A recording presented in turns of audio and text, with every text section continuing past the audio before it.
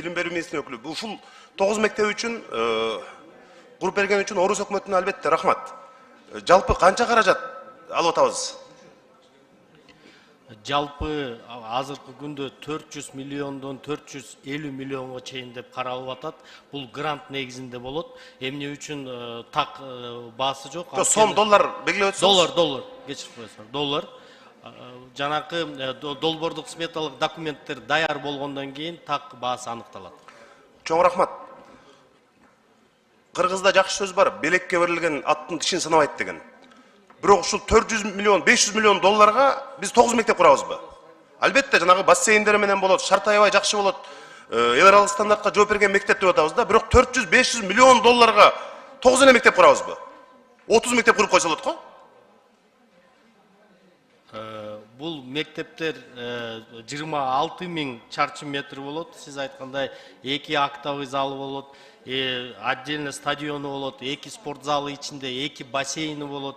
Анан бүт баары жаңы комплектация болот. Ичинде бир дагы жөнөкөй доска болот, интерактивный доска болот.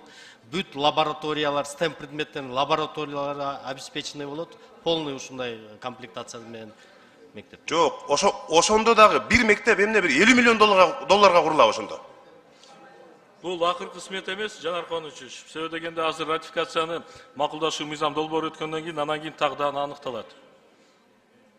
Бул акыркы сумма эмес, бул мындайча айтканда сметаны азыр бөлүнгөн акча, бөлүнгөн жерлердин баардыгын эсептеп чыккандан кийин жыйынтыгында анан кийин акыркы суммасы чыгарылат. Түшүндүм, рахмат. Эми чындыгында мына Орусия Федерациясынын өкмөтүнө рахмат. Бизге жанагы 2 шаар 7 облуска бирден мектеп куруп беребиз дегенине. Бирок ушуну өзгөртүп, ошол 9 мектеп эмес, албетте сиз айткан бассейни, жанагы футбол аянтчасы, мага демектен тиги теннисini корттон бери куруп берсе жакшы.